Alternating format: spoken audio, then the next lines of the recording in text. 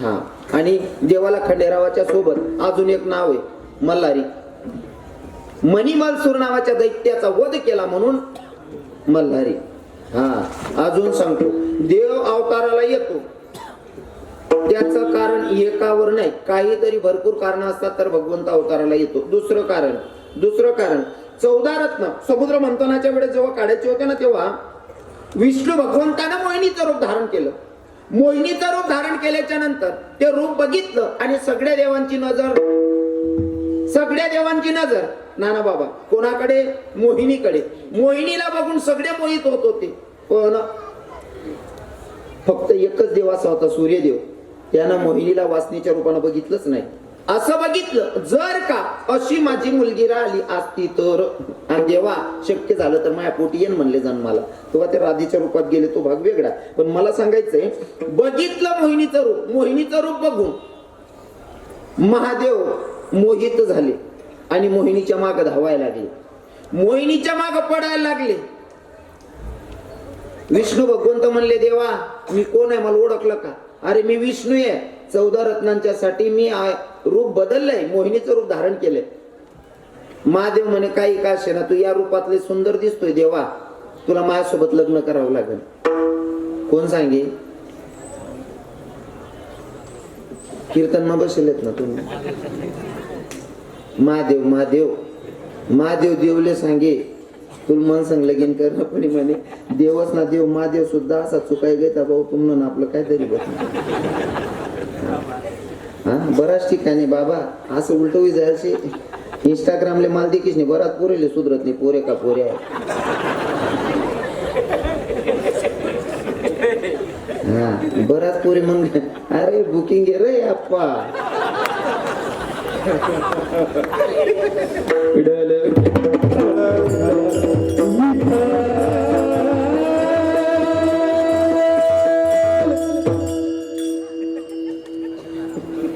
सांगायला आवडेल ना बाबा. हा, नाही बराच प्रश्न आहेत ना, उत्तर भेटली ना आज. काय माहिती का, महादेवानं मोहिनीचं रूप बघून जरा बेभान झाला भगवंत आणि मोहिनीला सांगायला लागला, तुला सुंदर दिसायली, तुझ्यासोबत लग्न करावं वाटते म्हणजे. देव म्हणे, मी ज्या कामसाठी येले ते काम करणार आहे ना, तू लगीन नांदारी आहे ना म्हणे, बाकी काही सांगू नको म्हणे, इच्छा पुरी कर. देवानं सांगितलं भगवंतानं, विष्णू भगवंतानं, मी आलोय ज्या कामासाठी ते काम करू दे देवा, आणि तुझी इच्छा आहे ना, मी तुझी पत्नी झाला पाहिजे, हरकत नाही, तुझी इच्छाही पूर्ण करेल. पण जेव्हा तू मल्हारी रूपात येशील तेव्हा मी तुझी बानाई बनून तुझी इच्छा पूर्ण करेल. हा, आणि बानुबाई सोबत लग्न केलं देवानं, नाही का? भरपूर कारण आहेत, आपण सांगच. जी देवाच्यासाठी नाचणारी मुरली आहे नाना बाबा, ती मुरली कोण? तुम्ही गोंधळ घालतात, तुमच्याकडे गोंधळ घालतात का? होतो ना गोंधळ. आता गोंधळ घालत असताना तुम्ही गोंधळी बोलवतात, गोंधळामध्ये ती मुरली नाचते, मुरली, तिला मुरडी म्हणतात नाही का? ती मुरडी कोण आहे? हा, मुरडी कोण आहे? वा वा, ऐका. तिलोत्तमा नावाची दासी होती. तिलोत्तमा नावाची दासी होती, इंद्र दरबारामध्ये नाचगान करायची. एके दिवशी तिला तिचा स्वतीचा सौंदर्याचा स्वाभिमान झाला, ती नाचगान करायला आलीच नाही. इंद्रदेवानं सांगितलं, म्हणले तुला स्वतीवर घमंड आहे ना, आमच्या देव लोकांचा तुला श्राप आहे, तू इथं देव दरबारात नाचत नाही ना, आमचा श्राप आहे, तू मृत्यू लोकांमध्ये प्रत्येकाच्या दारात नाचशील. आणि ती तिलोत्तमा दासी प्रत्येकाच्या दारात नाचेल असं ऐकल्याच्या नंतर देवाला प्रश्न करते, देवा अरे माझी घमंड झाली होती, मला गर्व झाला होता, पण कुठंतरी चूक झाली आहे, पण माफी तर द्यावी लागल ना. जर तुम्ही श्राप दिला, हा श्राप भोगेल, पण काहीतरी उपश्राप द्या ना, कुठवर नाचायचं. तेव्हा देवानं सांगितलं, तुला मान्य आहे ना आता तुझी चूक? म्हणे हो. मग तू प्रत्येकाच्या दारात नाचशील, पण पुढे जाऊन जेव्हा कृष्ण भगवंत जन्माला येतील, अवताराला येतील, ते तुला ओठावर धारण करतील, मुरळीची मुरली होशील आणि मग तुझा उद्धार होईल. ती मुरडी ही मुरली. विठ्ठल विठ्ठल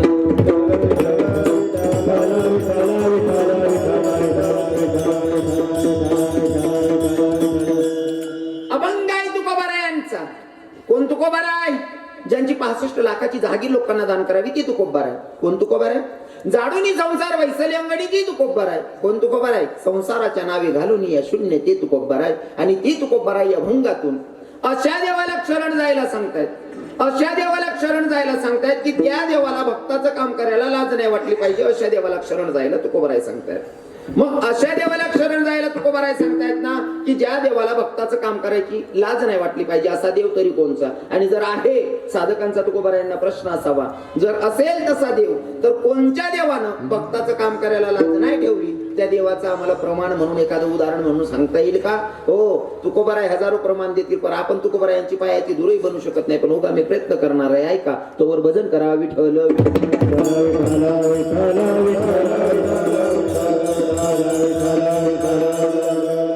सुरुवात घालतील करूत आपण आता. काही लोकांना जातीपातीचा पुडका असतो, मी लई मोठ्या जातीचा. डॉक्टर साहेब, काही लोकांना लई पुडका असतो, मी लई मोठ्या जातीचा, लई मी मोठ्या जातीचा. मोठ्या जातीला काय करायचंय? तुम्ही जातीने किती मोठे आहेत त्याच्यापेक्षा तुमच्या गळ्यात माड आहे का? थोडा रागीन म्हणा, बोला ना. बराच जण रागीन, राग घेऊन म्हणा काय करली शकत? पुढली तारीख देवत नाही, यांवर काय करली शकते? हा, पुढली तारीख देवत नाही, यांवर काय करली शकत? आणि पुढली तारीख नाही, आपली गरजच नाही. माहिती आमना बाबा असले आपली दुकान आहे, व्यवहारी गिरायकाची कमी नाही आमले. तोलतो ना धंदा नाही, आपलं काम रोकडा आहे. काढतून खिचडीन लई मन बोगणं. अजिबात मी खरं बोलायला अजिबात घाबरत नाही. काही लोकांना पुडकाय ना जातीचा, मी लई मोठ्या जातीचा. दादा तू किती मोठ्या जातीचा आहे? त्याच्यापेक्षा आमचे संत सांगतात मज या जातीचे मज भेटू कोणी. पण जात कोणची हो? जात कोणती? माळकरी, वारकरी, बाबा आई जात. जर तुम्ही स्वतःला ब्राह्मण म्हणत असाल आणि अभक्त असाल तर माझे तुकोबाराय तेही प्रमाण देतात. जातीनं ब्राह्मण असेल, नेमात बसत नसेल तर माझे तुकोबाराय सांगतात अभक्त ब्राह्मण जळो त्याचे तोंड काय त्याची रांड प्रसवली. विडल विडल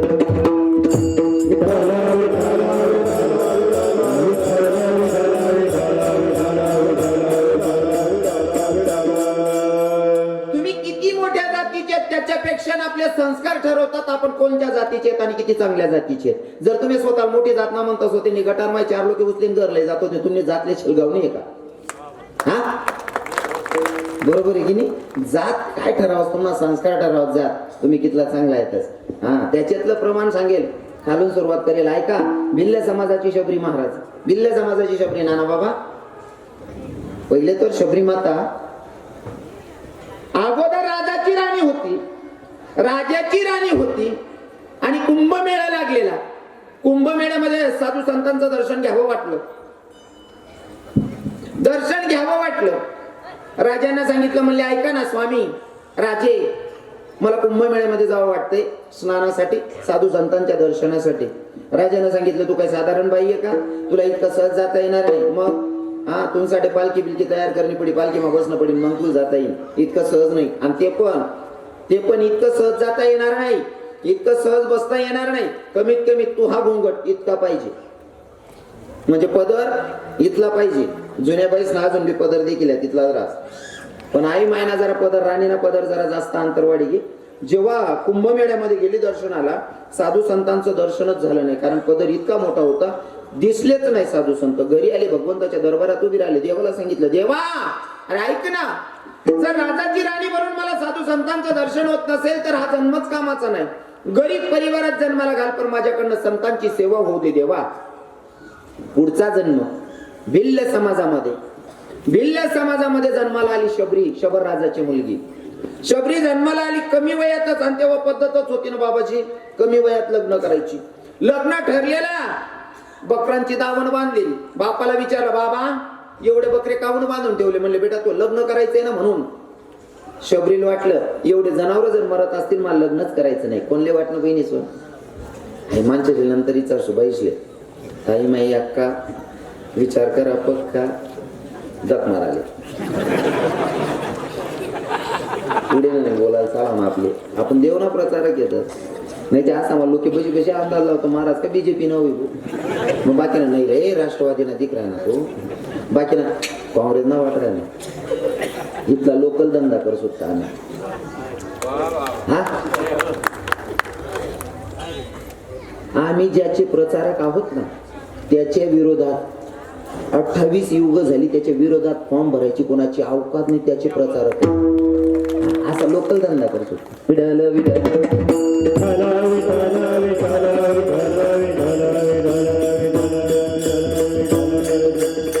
एवढे जनावर म्हणत असतील मला लग्नच करायचं नाही. कोणाला वाटलं ताई जातनी कोण होती शबरी माय?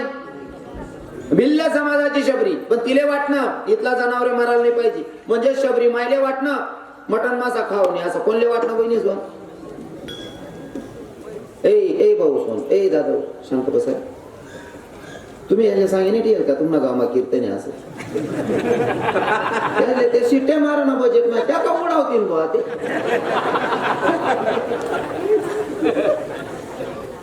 भिल्ल समाजाची शबरिया. पण शबरीले वाटणं साहेब, शबरीले वाटणं मटण मासा खाऊ नये असं. कोणले बहिणी जो? शबरीले जातनी कोण होती? हा, तरी ती बहिणीले वाटणं मटण मासा खाऊ नये. आणि तुम्ही स्वतःला चांगली जात ना म्हणणारा सांगतो मालकानी ठेचा मा काड्या टाकाच ठेचा सवा देत नाही. मर जाय रे तू आशिले रे हो करतदार ना ओ ठेचा मा काड्या उलगेल वावर. मग कोणले मोठी जात ना म्हणशात तुम्ही? हा, भिल्ल समाजाची शबरिया, भिल्ल समाजाची शबरिया. पर शबरीले वाटणं मटण मासा खाऊ नये असं. काय त्याग आहे महाराज. मायबापांना सांगितलं म्हणले मला लग्नच करायचं नाही. मायबापांना न सांगता घराचा त्याग केला, घर सोडलं महाराज. अरण्यात राहायला लागली. जिथं गुरुजी राहत होते त्या गुरुजींचं नाव काय महाराज मंडळी कोणी बोलणार नाही. बसलेले श्रोतेगण तुमच्यापैकी उत्तर पाहिजे. महिला माता तुम्ही सांगा बरं, ज्या ऋषी महात्म्याची सेवा करत होती शबरी आई, त्या ऋषींचं नाव काय होतं? त्या साधूंचं नाव काय होतं? महाराज मंडळी कोण बोल नका. महिला माता तुम्ही बोल. हा, कोण जानबो?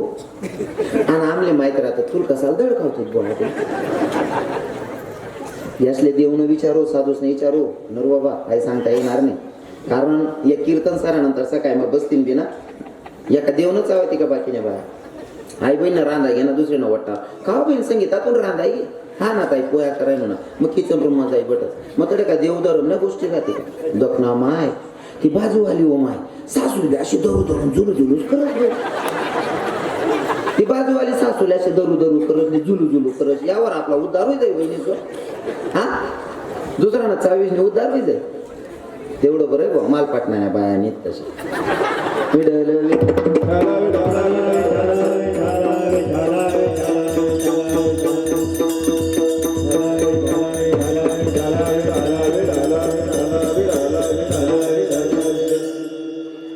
घराचा त्याग केला. ज्या ऋषी महात्म्यांच्या जवळ राहत होती शबरी आई, त्यांचं नाव होतं कोण? मातंग ऋषी. आता ध्यान ना ठेव जर. हा, मातंग ऋषींच्याकडे राहत होती महाराज. नकळतच सेवा करत होती गुरुजींचा. एक दिवशी प्रश्न की बाई रोज सडारांगोळी करणारा कोण असेल? हो, गुरुजींनी बघितलं आणि बघितल्याच्या नंतर प्रश्न केला, बेटा कोण आहे? म्हणले मी शबर राजाची मुलगी शबरी. येण्याचं सर्व कारण सांगितलं. गुरुजींनी सांगितलं कोई दिक्कत नाही बेटा, हम जहाँ पे रहते वही पे साइड में तू भी राहिले. गुरुजींनी जागा दिली राहायला. पण गुरुजींचा आता प्रसंग आहे जायचा. गुरुजींना आता निघायचंय. हो, जगाचा शेवटचा निरोप गुरुजींना घ्यायचाय. पण शबरीच्या जवळ गेले. शबरीला सांगितलं बेटा शबरी अब मुझे जाना पडेगा, अब मुझे निकलना पडेगा बेटा. शबरी आईने सांगितलं गुरुजी चाललात कुठं? तुमच्या भरोशावर एवढे अरण्यामध्ये राहत होते, तुम्ही मला सोडून जायचं म्हणल्यावर मी कोणाच्या भरोशावर कोणाच्या विश्वासावर या अरण्यात राहायचं? गुरुजींनी सांगितलं काळजी करू नको बेटा, या अरण्यामध्ये कोणी परपुरुष येणार नाही. जो पण येईल तो जगाचा मालक तुला भेटण्यासाठी. गुरुजींच्या शब्दावर विश्वास ठेवला. शबरी आई वाट बघत होती. 14 वर्षाच्या वनवासाला माझा प्रभू सीतामय्यांना घेऊन लखनजींना घेऊन गेले. हो,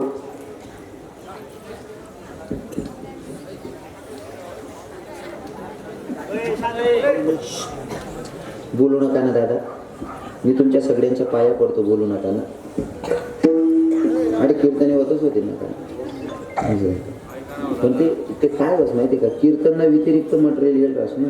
बस ना, कीर्तना काही संबंध नाही. त्यातले बी सुधरत नाही. नेमकं कीर्तन शे का दुसरं काय वांधा नाही. फक्त बोलू नका मायबाप. मला आनंद वाटस तरुण जो कीर्तन माहीतच ना, आणि त्याच ना स्वाभिमान वाटस मला खरं तर. नाहीतर जवळजवळ 8-5 वर्ष पहिले देखोत ना ते तरुण कीर्तन मध्ये दिखेतच नाही बाबा. आता प्रत्येक कीर्तन मध्ये तरुण दिखतच काही की नाही. म्हणजे मला वाटस की आजचा हिंदू तरुण जागलाय आणि तो परमार्थाकडे वळलाय महाराज. हो, तुम्हाला तुम्हाला धन्यता देण्यापेक्षा मला तर असं वाटेल, जर तुम्ही परमार्थाकडे वळत असाल, कीर्तनाला येत असाल, माळ घालत असाल, भगवंताचं नामचिंतन करत असाल, तर तुमची स्तुती करण्यापेक्षा मी तर तुमच्या मायबापांना धन्यता देईल. आमच्या संतांचं प्रमाण धरून सांगायचं म्हटलं तर. कारण शुद्ध बीजा पोटी फळ रसाळ गोमटी, नाही का? आई बापांची खूप पवित्र असली की चांगले पोरं जन्माला येतात आणि त्यांच्या मनामध्ये इथं कीर्तनाचं आयोजन करावं, कीर्तन ऐकावं. नाहीतर मग इतकं सोपं नाही, भगवंत इतका स्वस्त नाही ना, हा इतका सहज नाही येतो. आले तुम्ही सर्वांचे धन्यवाद, पण कोणी विनाकारण बोलू नका. तो बिनकारण का बरं बोलतस, मला ते अजून सुधरत नाही बाबा. आपला बोलेल ना नरू बाबा, आपला बोलेलनी किंमत होत नाही, तवलुगून बिनकारण थकवत नाही गौतम बाबा. मन स्वतःला तत्व जवळून एक सेट भेटत नाही, तो म्हणा चितच लागत नाही बोलायला, येडा का बरं थकतस मला अजून समजत नाही. त्याच समजाव, ज्याचे देणं पडत त्याच देणं पडत. विठ्ठल विठ्ठल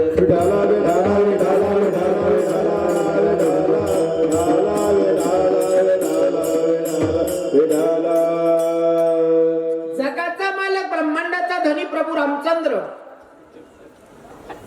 शबरी आईला भेटायला गेले महाराज. आता मला सांगा, भेटायला गेल्याच्या नंतर शबरी आईची तयारी होती. अरण्यामध्ये फिरून माझ्या प्रभूंना काहीतरी खाऊ घालावं वाटत होतं, तर बोरं होती, बोरं चाकून ठेवत होती. कथा भाग तुम्हाला माहिती आहे, बोरं चाकून ठेवत होती. प्रत्येक बोर पहिले चाखायची, जर आंबट असेल फेकायची, गोड असेल तर टोकरीमध्ये टाकायची. अशी गोड बोरं जमा करून ठेवली. माझ्या जगाच्या मालकाला आल्याच्या नंतर, प्रसंग तो सांगत नाही कारण वेळ कमी आहे, जगाच्या मालकाला बोरं खायला दिली. माझा ब्रह्मांडाचा धनी शबरी आईची उष्टी बोरं खात होता महाराज. ऐका महिमा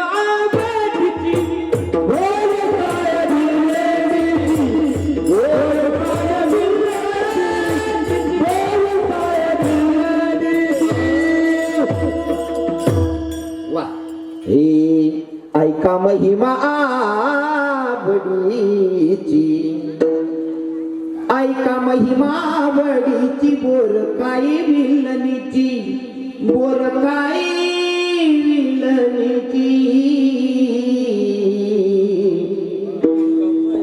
ऐका महिमा बडीची, ऐका महिमा शबरीची उष्टी बोरं माझा जगाचा मालक खात होता महाराज. जात नाही बघितले हो, अंतकरणातला भाव बघितला. हा, आणि जी बोरं भगवंत खात होते तीच बोरं नाना बाबा बाजूमध्ये लक्ष्मण बसलेले लखनजीला सांगितलं, लखन ले भैया तू भी खा ले, अरे अपनी माँ का प्रसाद है, तू भी पाले भैया. लखन म्हणे वो म्हणा बापरे, आई बहीण ना उष्टा बोरे हा बी काय राहणार, माल बी खा जाग राहणार, आणि ती बहीण ना उष्टा बोरे खा ना बॉल जड जाय राहत. लखनले का बर, जंगल मारा आहे आणि तो काय कोलगेट होत नाही, दात घसाले. लखन 17. लखन म्हणे वो म्हणा बाप, आई बहीण ना उष्टा बोरे खावाला म्हणे. अहो भाऊ, कारण तर भरपूर आहे, पण मी तुम्हाला पटवण्यासाठी माझ्या पद्धतीनं सांगायलो. ऐका, ते बोरं धरली लखनजीनं आणि दिली साईडला फेकून. फेकून दिल्याच्या नंतर माझा ब्रह्मांडाचा धनी प्रत्येक कोपऱ्याला लक्ष असतं महाराज, प्रत्येक कडे माझा देव बघतोय. भगवंत म्हणे, अरे जर तू माझा भाऊ आहे पण माझ्या भक्ताचा अपमान करत असशील तर कोणत्या ना कोणत्या रीती तुला हे फळ खायला लावतो म्हणले मी, कारण माझ्या भक्ताचा अपमान मी नाही सहन करून घेणार. मग इंद्रजीत सोबत जेव्हा लखनजीचं युद्ध चालू होतं, युद्धामध्ये मोर्चा येऊन म्हणजे बेहोश पडलेला लखन, आता तेव्हा आयुर्वेदिक औषध लागणार होतं. वैद्यानं सांगितलं आयुर्वेदिक औषध घेऊन या. भाई परिस्थिती अशी होती, प्रभूंना वाटलं की भैया अब मुझे छोड़ के चला जाएगा. प्रसंग हो दुःखद आहे, पर भाव सांगत असताना एक भक्त वर्णन करत असताना सांगतो. हे उठ खड़ा हो लखन भैया के जीना लगे, उठ भी जा रे लखन भैया के जीना लगे, भ्रातिया नहीं जाना ये जीना लगे, लखनवा नहीं जाना ये जीना लगे, नहीं जाना ये जीना लगे, लखनवा ये जीना लगे. जा रे लखन भैया घर रोएगी मेरी मैया, उठ जा रे लखन भैया अरे रोएगी मेरी मैया, अरे क्या मुखड़ा दिखलाऊं कैसे के जीना लगे, लखनवा नहीं जाना ये जीना लगे, प्रातिया नहीं जाना ये जीना लगे, लखनवा नहीं जाना ये जीना लगे, प्रातिया नहीं जाना ये जीना लगे. आणि जेव्हा आयुर्वेदिक लागणार होतं, जडीबुटी लागणार होती, ती जडीबुटी घ्यायला गेलेले व्यक्ती भगवंत कोण, हा आहे त्याचा बाबा माहिती. मग ती जी आयुर्वेदिक औषध होती का, हीच लखनजीनं केलेला अपमान भक्ताचा. माझ्या भगवंताना स्वतःच्या भावाला सुद्धा जर भक्ताचा अपमान करत असेल तरी शिक्षा दिल्याशिवाय राहत नाही. फक्त भक्ताचा भाव शुद्ध असणं गरजेचं आहे. Widal Widal Widal